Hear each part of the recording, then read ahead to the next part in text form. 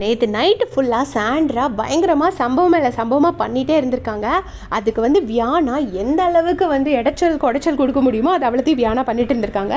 So Viana முந்தா நேற்று சபரிக்கு bread கொடுக்க மாட்டேன்னு சொன்னது உங்கள் எல்லாருக்கும் தெரியும். அது அவங்களுக்கு நெகட்டிவாக போயிடுமோன்னு உள்ள ஒரு பயம் வந்துருச்சு. அதனால் கேசரியை போய் கொடுக்கறதுக்கு ரொம்ப ட்ரை பண்ணுவாங்க. பட் சபரி ரிஜெக்ட் பண்ணிடுவார். சபரி நான் லைவில் பார்த்த வரைக்கும் எப்பயுமே எனக்கு அந்த ஃபுட் வேணும் இந்த ஃபுட் வேணும்னு கேட்டு நான் பார்த்ததே கிடையாது. இருக்கிற ஃபுட்டை ஷேர் தான் பண்ணியிருப்பாரே தவிர இருக்கிறத பிடுங்கிறதுக்கு எப்போவுமே அவர் ட்ரை பண்ண மாட்டார்.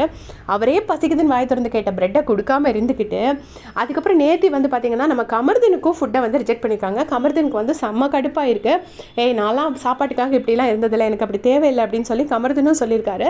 அப்போது 2 பசங்க இந்த அளவுக்கு ஒரு இது சொல்லியிருக்காங்கன்னா அவங்க எந்த மாதிரி ஒரு ரியாக்ஷன் கொடுத்துருக்கணும் நீங்களே யோசிச்சு பார்த்துக்கோங்க. இப்போ நேத்திக்கும் பார்த்தீங்கன்னா விக்கரம் முதல்ல எல்லாம் ஓகே சொல்லிட்டாரு. அப்புறம் இதை சேஞ்ச் பண்ணணும்னு சொன்ன உடனே வியானா கிட்ட போய் சொன்னோன்னே வியானா அழுது ஒரு ட்ராமா போட்டாச்சு. வியானா கிட்ட இருக்கிற ஒரே வெப்பன் என்னன்னு பார்த்தீங்கன்னா கண்ணீர் தான். எதுக்கு எடுத்தாலும் ஒரு அழுகையை போட்டுருவாங்க. ஸோ அதே மாதிரி அழுது ட்ராமா போட்டாச்சு. அவங்க என்ன சொல்கிறாங்கன்னா நான் ஏற்கனவே இந்த ஃபுட்டு விஷயத்தில் ரொம்ப கஷ்டத்தில் இருக்கேன். நேற்றுக்கு சிக்கன் வந்த உடனே பார்த்தீங்கன்னா ரம்யா என்கிட்ட நீ தான் அந்த சிக்கன் அதை நீ சாப்பிடக்கூடாதுன்னு சொல்கிறாங்க, நான் ஏதோ சாப்பிட்றதுக்கு ரெடியாக நிற்கிற மாதிரி எனக்கு கஷ்டமாக இருக்குது, இப்படிலாம் இருக்குது அப்படின்னு சொல்லி நேற்றுக்கு ஒரு ட்ராமா போட்டிருப்பாங்க. அதுக்கப்புறம் என்னென்னா விக்ரம்கிட்ட போயிட்டு சொல்கிறாங்க சாண்ட்ரா குக் பண்ண மாட்டேன்னு சொன்னால் அது அவங்களுக்கு தான் நெகட்டிவாக முடியும், நமக்கு நெகட்டிவாக முடியாது அப்படின்னு சொல்லிட்டு திவாகரனை தான் நிறைய ஒர்க் பண்ணாருன்னு சொல்லிட்டு அவர் சாப்பாடு வச்சாருன்னு சொல்கிறாங்க. அதுக்கப்புறம் அதையே எப்படி எக்ஸ்பிளைன் பண்ணுறாங்கன்னா அவர் அந்த பெரிய பாத்திரத்தை கழுவி அதில் தண்ணி பிடிச்சி அதை அடுப்பில் தூக்கி வச்சாரு அப்படி சொல்கிறாங்க. இப்படி சொன்னால் வீட்டில் சமைக்கிற லேடிஸ் இந்த மாதிரி வரிசையாக சொல்ல ஆரம்பித்தாங்கன்னா நமக்கு லிஸ்ட் எடுத்தே முடிக்க முடியாது. அதுக்கப்புறம் வியானா சொல்கிறாங்க அவங்க பருப்பை ஃபஸ்ட்டு கழுவி பருப்பை போட்டு அதுக்கப்புறம் அதில் வெங்காயத்தை போட்டு அதுக்கப்புறம் தக்காளியை போட்டு அதை அடுப்பில் வச்சாங்களாம்.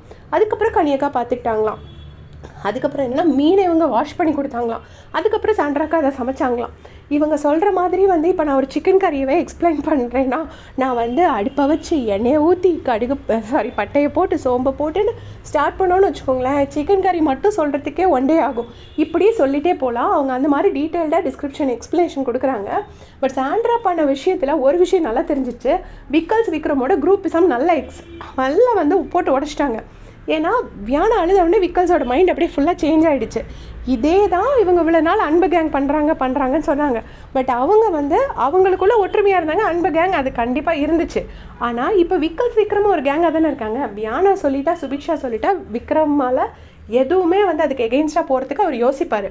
ஸோ இந்த சாண்ட்ராவோட கண்டென்ட் இன்றைக்கி ஏர் ஆகும்போது டெஃபினட்டாக நெகட்டிவிட்டியோ பாசிட்டிவிட்டியோ சாண்ட்ராக்கு அது ரொம்ப ஃபேவராக தான் முடியும் அப்படின்னு நான் நினைக்கிறேன். ஏன்னா நேற்று நைட்டு ஃபுல்லாக அவ்வளோ கண்டென்ட் கொடுத்துருக்காங்க.